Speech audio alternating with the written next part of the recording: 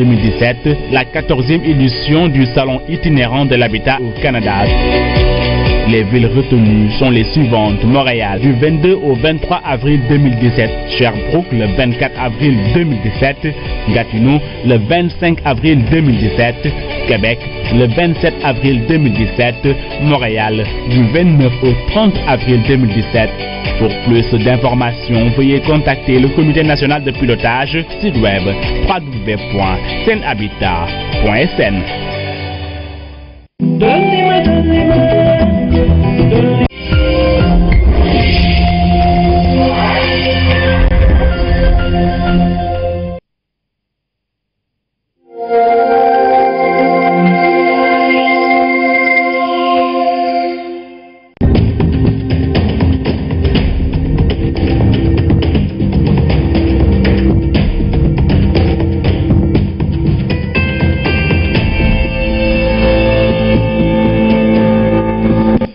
Madame, Messieurs, bonsoir. 20h sur la RTS, le journal. Voici les titres. Le Portugais est en visite d'État de 2 jours au Sénégal. Le président de Sousa a été accueilli par son homologue sénégalais Macky Sall, avec qui il a eu en tête-à-tête. Marcelo Nuno Duarte Rebelo a été fait docteur honoris causa de l'université Cheikh Anta Diop de Dakar.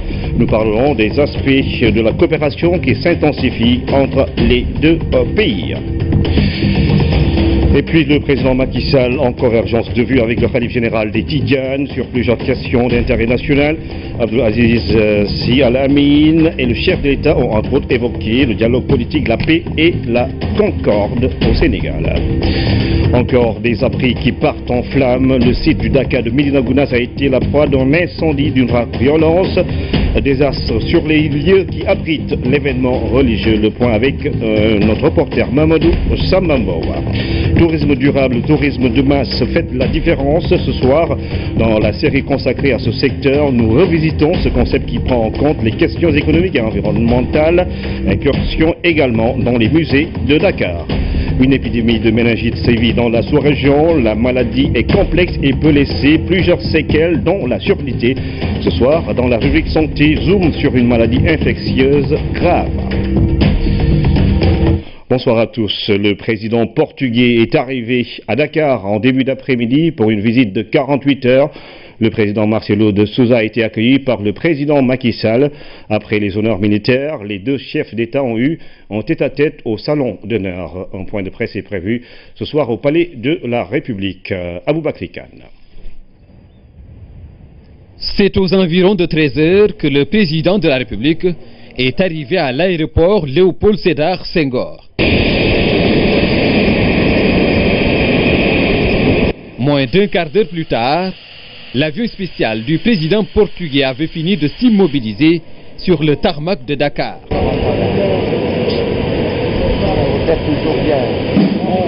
Au bas du jet privé, le président Macky Sall venu accueillir son homologue Marcelo Nuno Duarte Rebelo de Sousa. Place ensuite aux honneurs.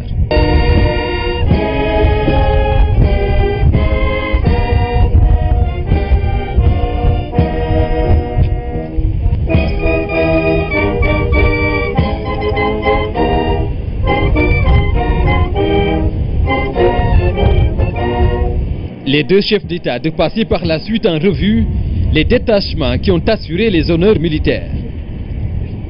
Commandant Sidi Touré, commandant le détachement dans les honneurs, à vos ordres, monsieur le président. Sur place, les officiels ont également fait le déplacement pour saluer le président de Sousa. Président d'institutions, membres de gouvernement et autres personnalités du Sénégal et du Portugal étaient à l'accueil.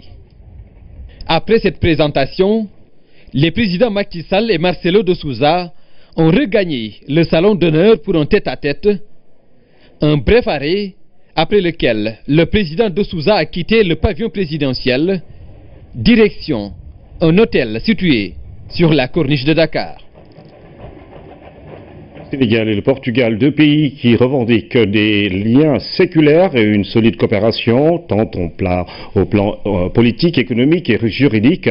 Les deux pays ont signé beaucoup d'accords dans ces domaines, ce à la suite des différentes commissions mixtes et de la récente visite du président Macky Sall à Lisbonne. Revue de la coopération entre le Sénégal et le Portugal avec Aram Dawa.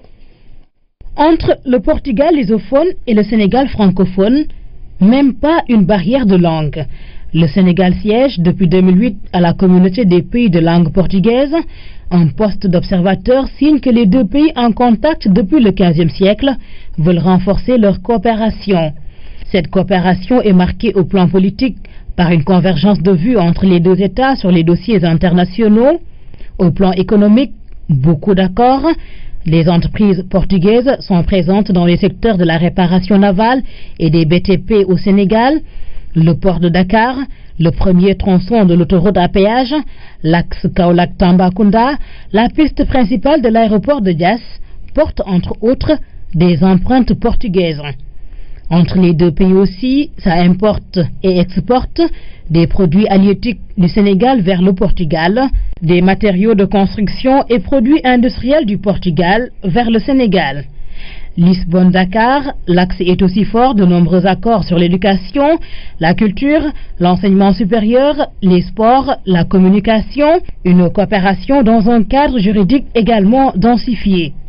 Les deux pays ont supprimé le visa pour les détenteurs de passeports diplomatiques. Ils se sont promis la protection réciproque des investissements. Le président Macky Sall, en visite au Portugal en 2015, scellait également une coopération en matière de gestion des transports et du développement des infrastructures. Les chantiers de coopération entre les deux pays sont vastes.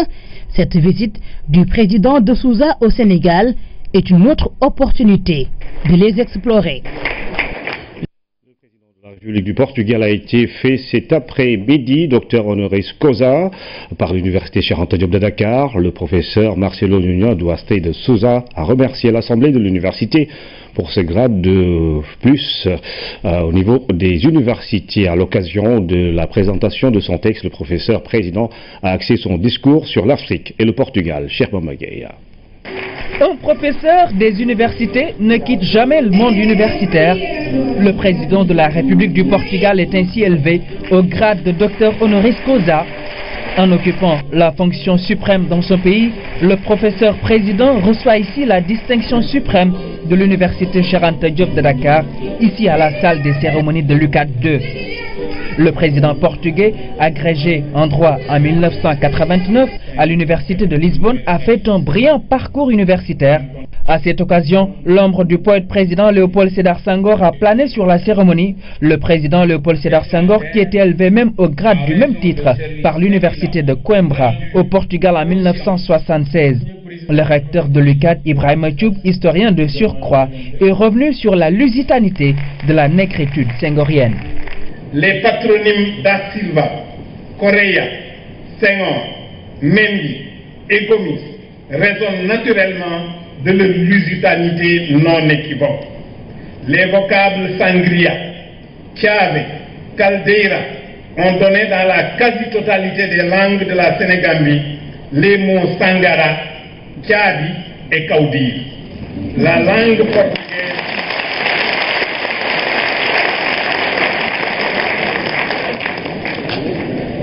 langue portugaise comporte certainement autant d'emprunts des langues sénégambiennes.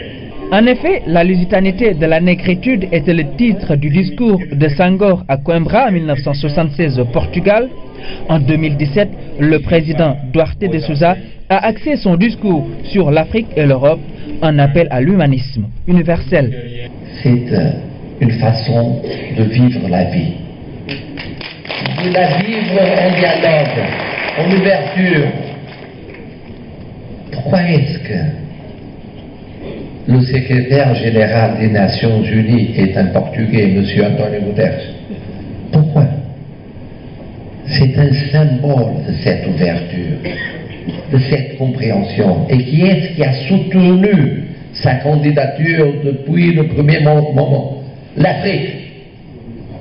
Les États membres des Nations Unies appartenant au continent africain. Et quand je parle de cet appel universel, je parle de ce monde.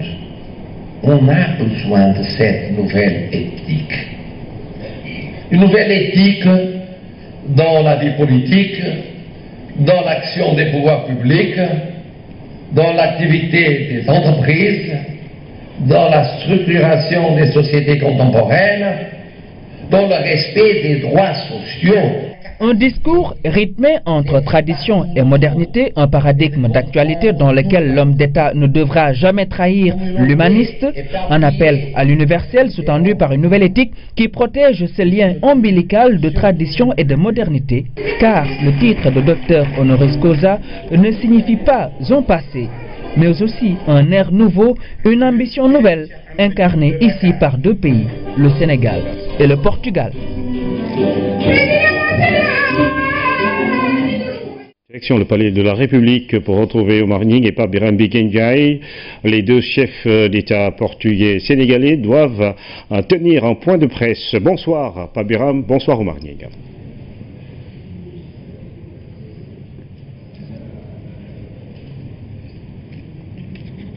Pape Birame.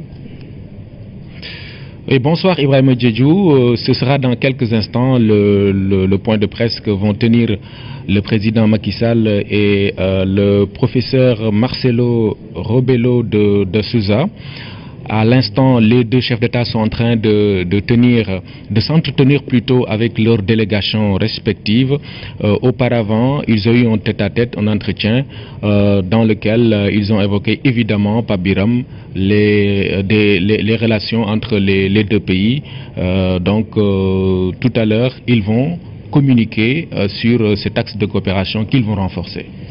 Certainement, Oumar Gningue, dans quelques instants, les deux chefs d'État qui sont pour le moment en tête-à-tête avec les membres des deux délégations élargies vont s'adresser à la presse nationale et internationale pour justement camper les nouvelles bases d'une coopération économique et politique entre le Sénégal et le Portugal. Le président de Sousa est arrivé ici à 13h et il est passé par l'université Cheikh Anta Diop de Dakar, un passage qui est devenu aujourd'hui incontournable pour les grands hommes d'État, les chefs d'État en visite officielle ici au Sénégal. Alors, à l'issue de cette conférence de presse, il y aura un banquet officiel offert par le président Macky Sall en l'honneur de son homologue, son hôte du jour, le président Sousa du Portugal.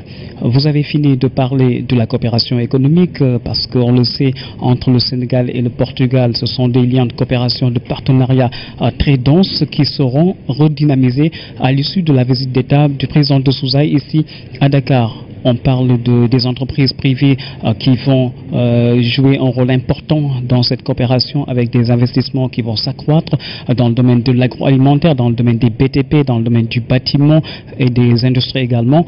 Tout cela fait qu'aujourd'hui, le Sénégal et le Portugal ont de beaux jours devant eux. C'est ça, donc les deux pays, Ibrahima Diédhiou, vont prendre appui sur les relations historiques pour relancer et intensifier leur coopération et ouvrir une nouvelle ère de coopération ou de partenariat gagnant-gagnant. C'est en tout cas l'objectif de cette visite d'État que le président portugais effectue chez nous depuis ce matin. Donc tout à l'heure, vous aurez les temps forts de ce point de presse et puis à l'instant, retenez que les deux chefs d'État sont en train de s'entretenir en compagnie de leurs délégations respectives. Donc on se donne rendez-vous tout à l'heure pour évidemment vivre ensemble les temps forts de ce point de presse. À suivre donc, merci. De courtoisie du chef de l'État au khalife général des Tidjanes, le président Macky Sall s'est rendu à la cité religieuse de Tivaouane pour rendre hommage à Serigne Abdoul Aziz Sy Al Amine et lui témoigner tout son soutien dans sa nouvelle mission en tant que khalife général des Tidjanes. Serigne Abdoul Aziz Sy Al Amine s'est dit honoré par cette marque d'estime par Birame Ndiaye. C'est la première visite de courtoisie du chef de l'État au tout nouveau khalife général des Tidjanes. Dans la ville sainte de Tivaouane, le président de la République Macky Sall est accueilli par la grande famille Sy, honoré de le recevoir à la résidence du khalife. Après avoir hérité du khalifa suite au rappel à Dieu de Serigne Cheikh Ahmed Tidiane Sy Al Maktoum, Serigne Abdoul Aziz Sy Al Amine reçoit le président Macky Sall dans ses appartements privés pour un premier tête-à-tête dont ses habits de khalife général des Tidjanes. À travers ce geste, le chef de l'État rend hommage à cet homme de Dieu multidimensionnel, véritable régulateur social. Le président Macky Sall a saisi cette occasion pour réaffirmer son soutien à la communauté tidjane. Il est venu solliciter les prières et conseils du Khalife, tout en réitérant son ouverture au dialogue pour préserver la paix et la concorde au Sénégal. Le président de la République a salué la posture de Serigne Abdoul Aziz Sy Al Amine, qui a lancé un appel à la paix et à la sérénité en invitant la classe politique à apaiser le climat social. Après avoir salué la démarche du chef de l'État, le khalife général des Tidjanes s'est dit honoré et très heureux de cet acte de haute portée symbolique. Serigne Abdoul Aziz Sy Al Amine estime qu'il s'agit là d'une grande marque de considération à l'endroit de la famille de Seydi Hadj Malick Sy. Il a exprimé toute sa reconnaissance à l'endroit du chef de l'État qui a témoigné tout son soutien à la communauté tidjane lors des obsèques de feu Cheikh Ahmed Tidiane Sy Al Maktoum. La présence du président Macky Sall aux côtés de la famille Sy pendant le deuil a été fortement saluée. Serigne Abdoul Aziz Sy Al Amine a ensuite réitéré son engagement à toujours soutenir le président Macky Sall dans sa politique de développement et adhère à sa vision d'un Sénégal de paix et prospère. Après ce premier tête-à-tête, les deux hommes se sont entretenus à huis clos pour approfondir les échanges concernant la marche du pays, dont le seul but de préserver la paix au Sénégal, gage d'un pays résolument tourné vers l'émergence. Dans la foulée, le FMI salue les bonnes performances économiques du Sénégal et confirme la percée de notre pays dans le peloton de tête des économies africaines en pleine croissance.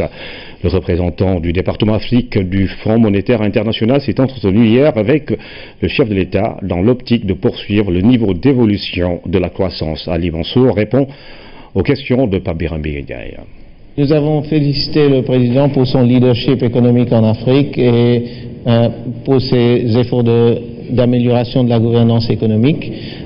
Nous avons discuté des progrès réels que le Sénégal a réalisés. Aujourd'hui, le Sénégal est parmi le petit peloton de pays africains qui sont toujours en train d'enregistrer une bonne performance économique. Et nous avons discuté des mesures et des réformes qu'il faudrait prendre pour s'assurer que le Sénégal puisse continuer à être un des leaders en Afrique. Le chemin a bien commencé, mais c'est un très long voyage. On est au premier pas. Évidemment, tout voyage doit commencer par les premiers pas. Les premiers pas ont été bien pris, mais c'est un long chemin. Comme vous savez, c'est un projet sur 20 ans. Alors, il faut continuer sur la bonne voie, continuer à améliorer la gouvernance économique, continuer à améliorer la gestion économique, et je pense que le Sénégal y arrivera. Et puis le FMI salue le programme de bourse familiale initié par le gouvernement sénégalais pour la mission du FMI qui séjourne à Dakar. Les bourses de sécurité familiale sont un excellent moyen de soutenir la population. La mission du FMI a formulé des recommandations pour créer plus d'emplois dans le privé et mieux rationaliser les dépenses. Abiboumaïa. Quand la porte du FMI s'ouvre pour le Sénégal, les bonnes notes sont distribuées sur la gestion économique et une croissance maîtrisée. La mission du FMI a passé en revue les performances du Sénégal. Le Sénégal a une santé économique excellente. Le Sénégal est parmi un petit peloton de pays africains qui, en dépit des problèmes qui secouent le continent, a atteint une bonne croissance, mais au-delà de la croissance, le budget se comporte bien, les réformes des dernières années apportent des résultats, plus de dépenses sur l'éducation, plus de dépenses sur la santé, il y a des bons résultats sur lesquels construire. Pour le FMI, la croissance du Sénégal, au-dessus de 6% en 2 années consécutives, est tirée par l'investissement public. Il faut que le privé prenne le relais en créant plus d'emplois. Les bourses familiales sont un excellent moyen de soutenir ceux qui ont un besoin pendant une période de transition. Mais la solution à long terme, c'est comment créer des emplois rémunérateurs, surtout pour les jeunes. Et c'est sur ça que maintenant il faudrait qu'on mette de l'attention. Les efforts du gouvernement dans les dernières années ont amélioré la gouvernance économique, ont amélioré la gestion de l'économie. Maintenant, c'est une question pour s'assurer que la croissance qui commence est durable et partagée. C'est une question maintenant de voir comment créer l'espace pour que des PME puissent non seulement émerger, mais avoir une croissance afin de créer les emplois qui vont justement permettre aux gens de pêcher au lieu d'avoir des poissons. Si le programme des bourses familiales a séduit le FMI, l'institution n'a pas manqué de formuler des recommandations. Et on sent aussi un certain nombre de progrès dans les réformes structurelles, que ce soit dans le domaine de l'énergie, que ce soit dans le domaine des finances publiques, où il y a quand même une amélioration de la transparence des données. Il faudrait les suivre, il faudrait s'assurer que les ressources de l'État sont de mieux en mieux utilisées pour pouvoir avoir le maximum d'efficacité sur la croissance économique.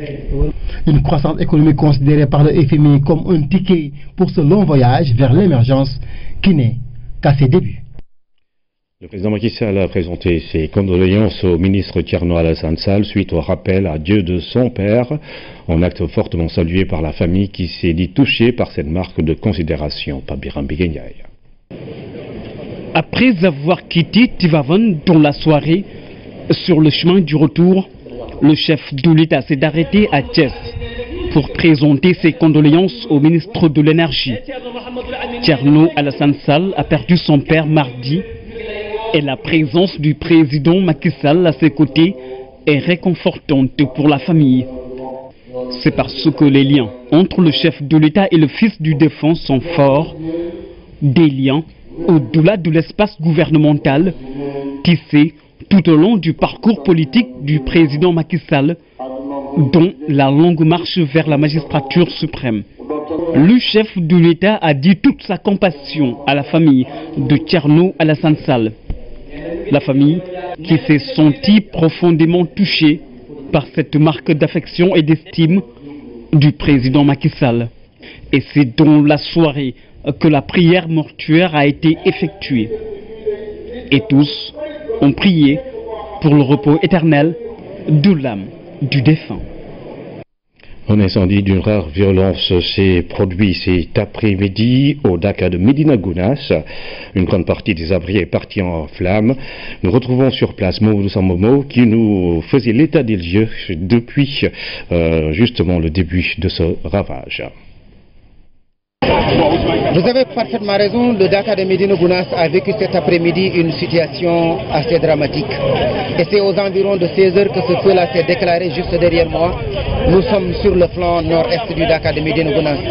Et le commandant des sapeurs-pompiers nous le disait hier déjà, avec le feu, le vent et la paille, on craignait l'incendie et ce que l'on craignait est arrivé justement ce mercredi. Nous l'avons vécu en direct. Avec le vent, le feu a quand même pris sur le plan vitesse le cap exponentiel, ce qui fait qu'en quelques minutes, le feu a gagné une grande partie du Daka de Medina Gounass. Il y a des victimes, nous ne savons pas combien sont-ils et qui sont-ils, mais ce qui est sûr et certain qu'il y a des victimes parce que ça fait longtemps que le Dakar n'a pas vécu quand même un incendie aussi grand. Il y avait deux situations à gérer. D'abord, il faut circonscrire, ça c'est pour les sapeurs-pompiers et les secours d'urgence, plus également les pèlerins. Circonscrire d'abord le feu, mais également gérer une situation de panique, car comme vous le voyez, chaque moto, chaque véhicule et chaque pèlerin voulait très rapidement sortir du Dakar de Medina Gounass pour ne pas tomber dans le piège du brasier. Voilà un peu la situation. Certainement les services techniques concernés sont en train de faire le travail d'enquête. Nous y reviendrons, mais la situation a été quand même assez difficile cet après-midi au Dakar de Medina Gounass. Alors justement, Mamadou Sambomo va revenir sur tout cela. Nous parlons du tourisme durable. À quoi renvoie cette notion? Différent du tourisme de masse, l'activité prend en charge des impacts sociaux et environnementaux actuels et futurs. Il intègre deux facteurs, indiquent les spécialistes, le microtourisme et les zones intégrées. Les détails dans ce reportage de Hadi Kamara. Le parc zoologique de Han est un exemple type de tourisme durable. Il y a de la faune avec une variété d'animaux, de la flore avec plusieurs catégories végétales, mais aussi les touristes qui viennent visiter ainsi que les populations qui en tirent profit autour d'activités comme le petit commerce ou la restauration. Quand on parle de tourisme durable, ça se fait effectivement dans les aires protégées comme on les appelle. Et le pourquoi de la création de ces aires, il y a deux concepts fondamentaux. Un, c'est le développement des activités touristiques. Et le deuxième aspect important, c'est la conservation de la biodiversité. Ça nous permet quand même de concevoir, dans le cadre du développement du tourisme durable, les emplois verts dans le parc. Alors nous reviendrons justement sur ce sujet de Hadi Kamara, direction du Palais de la République, où les deux chefs d'État, portugais et sénégalais, vont s'adresser à la presse nationale et internationale. Le président portugais qui effectue depuis ce matin une visite d'État au Sénégal, Biram Oumar Gningue, bonsoir.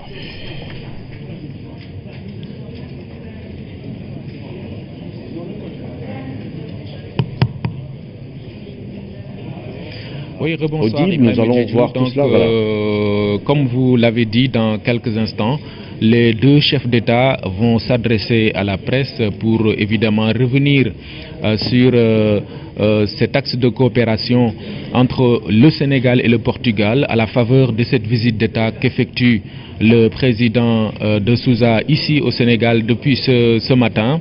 Donc la presse est en train donc de s'affairer, de se préparer pour accueillir donc les deux chefs d'État. Vous voyez les pupitres sur ces images derrière lesquels il y a les drapeaux des deux pays, Pape Biram. Donc dans quelques instants, ce sera un grand moment de communication des deux chefs d'État sur donc la coopération bilatérale. Et oui, les caméras sont braquées sur les deux pupitres qui vont recevoir dans quelques instants les deux chefs d'État, le président Macky Sall et son homologue, le président de Sousa, pour une conférence de presse conjointe pour parler de ces axes de coopération qui vont être noués entre les deux pays.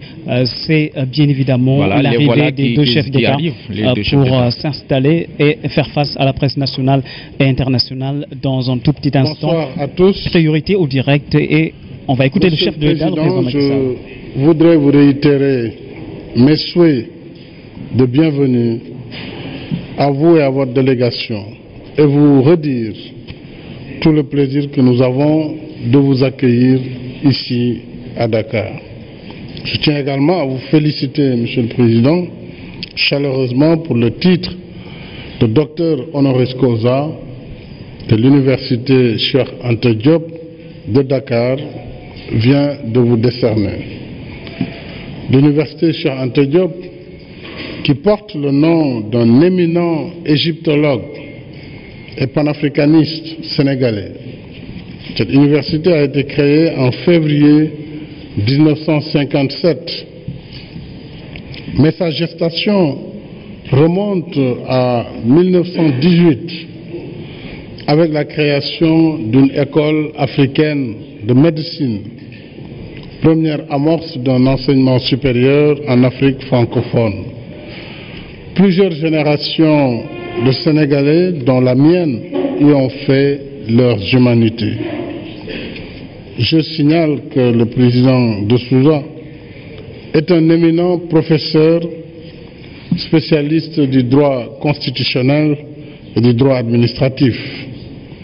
Je viens de m'entretenir avec lui en compagnie de nos délégations respectives dans le cadre de la visite qu'il effectue aujourd'hui et demain au Sénégal.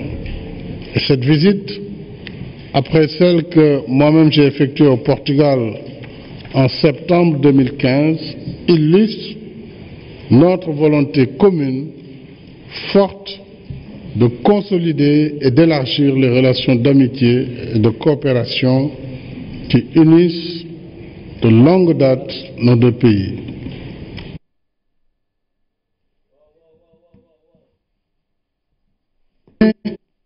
Et parler au Sénégal. Et notre pays est membre observateur de la communauté des pays de langue portugaise depuis 2008. Nous avons développé au fil des années une coopération marquée par la présence au Sénégal d'entreprises portugaises de renommée, notamment dans les domaines des infrastructures, de la construction et de la marine marchande, pour ne citer que cela.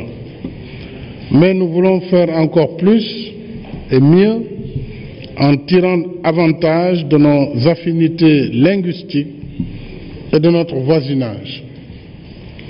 Nous voulons intensifier nos relations en matière de commerce, d'investissement et de partenariat pour la réalisation de projets d'intérêt commun. Et je voudrais rappeler qu'un cadre de coopération très élargi a été développé ces dernières années avec plusieurs conventions, notamment celle qui évite la double imposition, ainsi que celle qui prévient contre l'évasion fiscale et aussi en matière d'impôt sur le revenu. Bref, c'est dans ce cadre que j'invite nos deux secteurs privés à explorer toutes les opportunités qu'offre le plan Sénégal émergent, surtout dans sa dimension partenariat public-privé. Alors nous avons, avec M. le Président, évoqué également la perspective du chemin de fer, et je pense que nous allons voir dans quelle mesure les entreprises portugaises, l'administration sénégalaise et notre secteur privé pourraient travailler ensemble avec le soutien des deux gouvernements pour développer des projets de cette nature. Voilà de façon synthétique ce que je voulais dire en rappelant également un sujet essentiel qui touche à la sécurité dans la zone du Sahel, mais aussi dans la zone du golfe de Guinée, zone dans laquelle le Portugal intervient aux côtés des Africains. Et la question des migrations a également été au menu de nos discussions. J'ai pu féliciter encore une fois le Portugal pour nous avoir donné un secrétaire général des Nations Unies aussi dynamique que M. Antonio Guterres, et le Sénégal l'a soutenu. Et je voudrais donc encore une fois, M. le Président, vous dire merci pour cette visite. Bienvenue au pays de la Teranga et je vous laisse la parole. Bon délire. Merci. Merci. Bonsoir, Mesdames, Messieurs. Merci, Monsieur le Président, de votre invitation. Si amicale, si fraternelle. On se souvient au Portugal de votre visite de septembre 2015, qui a été l'ouverture d'un chapitre très important dans nos rapports bilatéraux. Mais aujourd'hui, il s'agit de plus, beaucoup plus, d'une alliance stratégique. Cette alliance stratégique pense au monde. C'est pourquoi je vous félicite aussi, Monsieur le Président, par le choix et le soutien à la candidature du secrétaire général Antonio Guterres. Ce n'est pas un choix portugais, c'est un choix universel et c'est aussi un bon choix pour l'Afrique et pour le Sénégal. D'autre part, on est des alliés stratégiques concernant les rapports entre l'Europe et l'Afrique, dans des dossiers aussi importants que les migrations. Car on ne peut pas résoudre les problèmes de migration sans le développement économique, social, culturel, le renforcement de la paix, la stabilisation politique en Afrique. On travaille ensemble au golfe de Guinée. Et là, il y a une alliance stratégique, politique et militaire, comme d'ailleurs au Mali. On y est ensemble. Et vous savez, comme c'est très important, cette vision multilatérale dans le domaine des rapports entre Européens et Africains. Mais surtout, nous sommes alliés stratégiques dans le monde de la lusophonie. Vous êtes membre observateur de la CPLP, mais quel observateur? Avec 40 000 enfants parlant le portugais. C'est un exemple. Quand on pense aux membres associés, c'est un exemple, celui du Sénégal, qui est facile à entendre et à comprendre car découle de racines qui sont lointaines et d'une option du présent pensant à l'avenir. Car il s'agit de jeunes enfants. Et la lusophonie, car vous êtes un pays lusophone, j'ai même pour un moment pensé que je devrais parler ici le portugais. Je serais aisément compris par plusieurs de vos compatriotes. Ça représente une alliance stratégique, pas seulement politique, militaire, ou même économique, mais culturelle. Et ces alliances-là, elles durent très très longtemps. D'autre part, il y a les rapports bilatéraux dans le domaine économique. Et là aussi, un nouveau chapitre s'est ouvert. Il y a des entreprises portugaises qui sont ici, au Sénégal, et qui travaillent et qui veulent investir plus, beaucoup plus. Et on compte sur vous, comme vous pouvez aussi compter sur nous. Car on a tant de choses à faire ensemble dans des domaines qui complètent l'alliance stratégique concernant l'Atlantique Sud, qui n'est pas séparée de l'Atlantique Nord, et même de la lutte contre le terrorisme. Ces différents piliers ont une logique commune. Aujourd'hui, il n'y a pas une politique externe économique, une politique externe sociale, militaire ou culturelle. Il n'y a qu'une politique externe et des alliances stratégiques qui sont globales. C'est pourquoi je suis si heureux de pouvoir partager avec vous ici à Dakar l'honneur de cette visite. Et permettez-moi d'ajouter l'honneur du doctorat honoris causa. Dans une cérémonie qui a été vraiment très touchante, mais beaucoup plus touchante, a été la manifestation d'1,5 million ou 2 millions d'étudiants, beaucoup d'entre eux parlant le portugais et me disant en portugais ce qui était dans leur âme. Et ça, c'est très nouveau pour moi et très touchant, au nom de tous les Portugais. Merci beaucoup. Nous sommes à votre disposition, mesdames et messieurs les membres de la presse.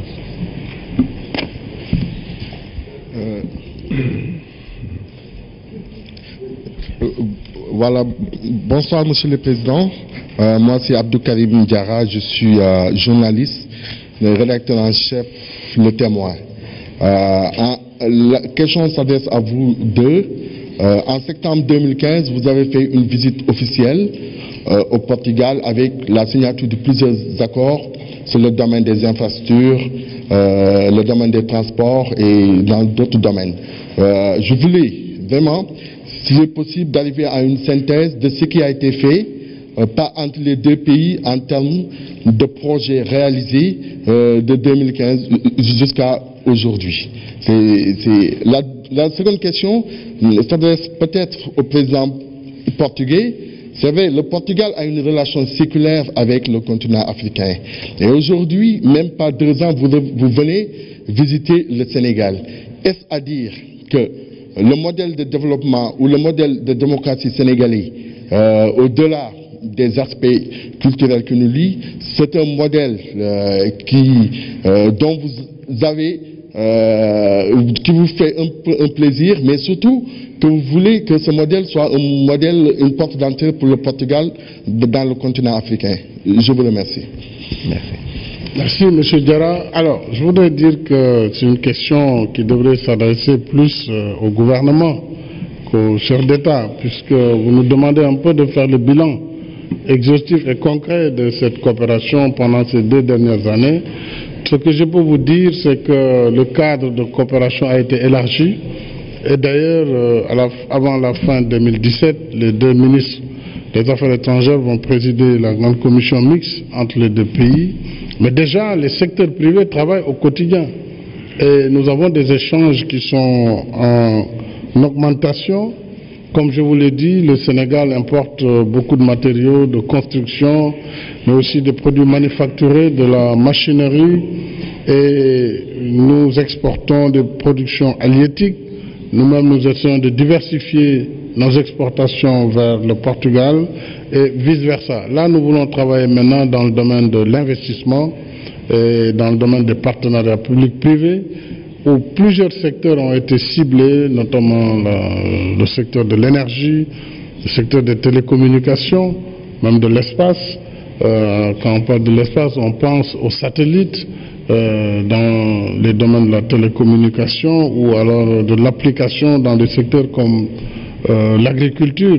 Donc je veux vous dire simplement que la coopération est bonne, elle se porte bien, elle se développe, elle se diversifie. Alors pour le reste, nos ministères du Commerce peuvent donner les chiffres exacts des échanges, ou en tout cas l'APIX qui est en charge de la promotion des investissements pourra vous donner des chiffres si vous le désirez. Monsieur le Président. Merci, Monsieur le Président. Si vous me permettez, j'ajouterai quelque chose à votre réponse.